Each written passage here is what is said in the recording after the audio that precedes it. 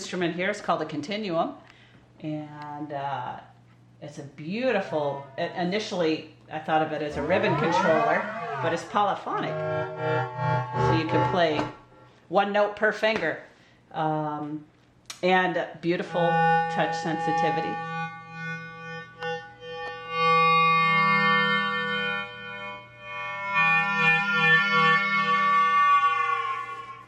And then this one just came out. It's called a Seaboard, and it also has the touch sensitivity. It was built with a form factor like a piano, so you could see this 2/3 pattern, which is common to all of these instruments. But it also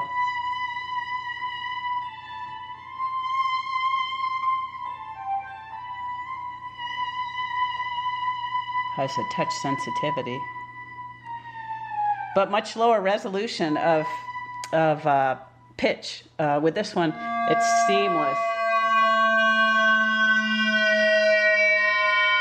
And when you go to this instrument, you can hear that it's in quarter tones, the resolution.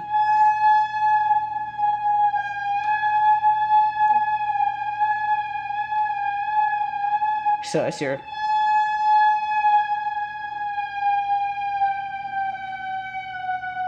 it's much more grainy. I can hear every single pitch as it goes down. It sounds like a glissando, but it's much more of a coarse resolution versus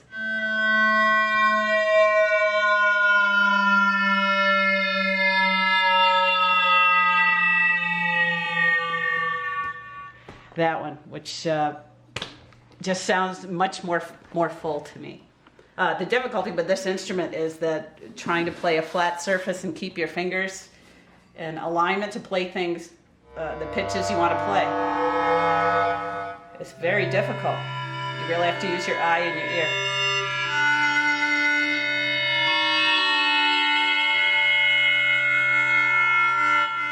And this instrument tried to use the form factor of the old keyboard so that you know where your hands are if you play the piano. It's very easy to switch from the technique of the standard keyboard.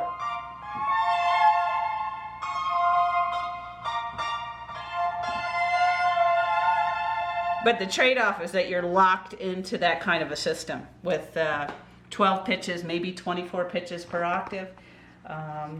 I hope later that there's an innovation where you can maybe get rid of this typical pattern of an old-fashioned keyboard, so that you just have these ridges, these generic ridges, and you can program it any way that you want and not be locked into the old system.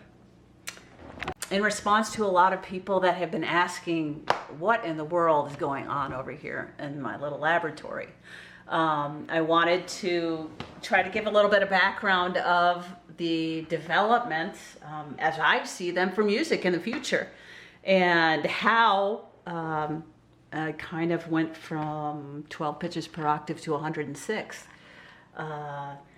It seems like a big jump, but once you start to understand the process of it, it makes total sense. And looking back from the future imaginatively, it makes total sense to me that our chromatic system would evolve to a polychromatic system. And the addition of color and the intersection of art and music makes sense. All right. So the difference with these two instruments is that these are what I would consider polychromatic instruments. A chromatic instrument is more like a keyboard, where you have your tones from C to C chromatically. Like these two instruments, you have the tones in one linear direction. With a polychromatic instrument, you have tones in this vertical dimension as well. So you have C red, C orange, C blue, C violet, however you want to configure it. Same thing here. I program it so that it's C orange, C yellow, C green, C blue, C violet. The other distinguishing factor of a polychromatic instrument is that you can play more than one tone in this vertical color dimension. So I could play a C orange and a C blue. So it allows you far more freedom to actually incorporate all of these color tones and the beauty of the kind of chords that you can't get on any other instrument, like let's see here. Let's see. It's like a second language. I have to translate and figure out what I'm doing here. Let's see.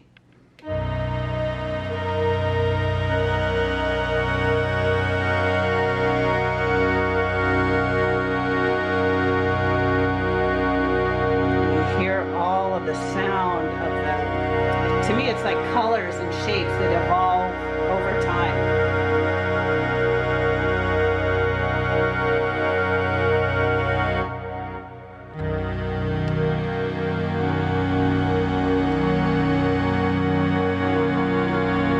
It gives a sense of pulling away.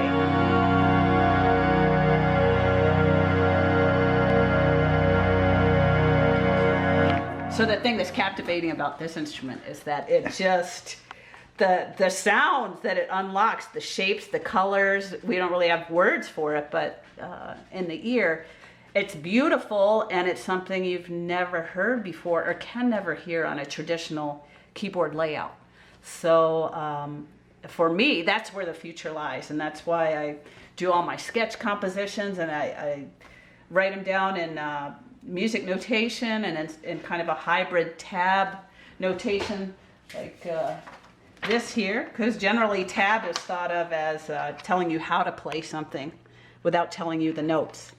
And this tells me the notes, the colors, using alphabetical notation. So this is kind of a hybrid between tab notation and standard notation. If you think of tab notation as telling you how to play something, like what finger on what fret. This is telling you which note and which color of that note to play using an alphabetical notation.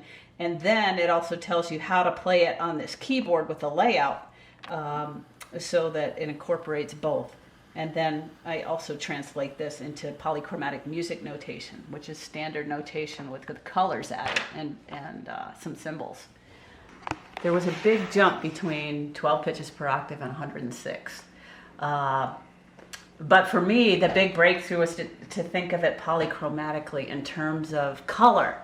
So I always wondered why in the 21st century our music notation system was still black and white. And so when I started colorizing pitch, it transferred to notation so easily that it just allowed a great expansion in the number of pitches we could handle per octave. When I was in school studying microtonal notation, it just gave me a headache with all of these inconsistent squiggly lines or fractions before a note, still all in black and white.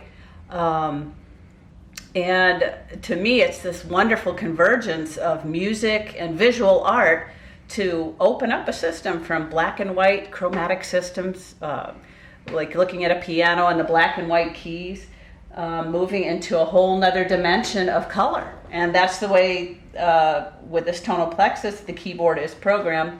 It's probably hard to see, but I've marked it with little color tape so I can see where I'm at and transcribe what I'm doing. You see just like the color spectrum, orange, yellow, green, blue, violet.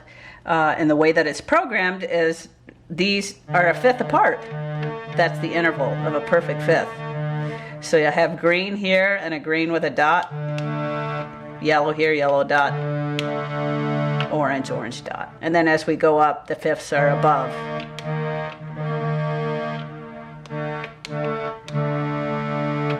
So with that consistency of color as a guide, it greatly expanded the possibilities for pitch palettes, colored pitch palettes. And again, it's that merging of visual art with auditory art. It's amazing. The harmonies and the colors are so rich, the resolution is so high for our ear that there's so much to hear that I really make an effort to keep the rhythm and the melody very, very simple. So that we can start to appreciate and hear all of these changes, the shapes and the colors. And as you get used to that sound, that's when the fun happens and you can add all the rhythm and the complexity of melody. But I think that's going to be pretty far off in the future at this point. The difficulty is that the instruments that you're working with that are from the mechanical era, or say a saxophone, a clarinet, a violin, they would have great difficulty playing pitches at this high of a resolution. So I don't know if there will be other instruments besides electronic instruments, other than the voice, that can move forward with this system. In the future, I really hope that the samples, the sounds that you can use with this instrument will be a much, much higher resolution in terms of harmonics and going beyond 20 kilohertz. I'd like to see a new format that's even higher resolution than a wave file. I think that as we open up the upper harmonics, that we're going to find a lot more beauty there. It's just not quite possible yet with the limitations of speakers and recording formats. And hopefully in the future, as computer storage becomes less of an issue, we can look forward to that kind of increased resolution, not only of our pitch palette, but of the sounds that we use to perform in polychromatic music. And how could you not be inspired living in Alaska?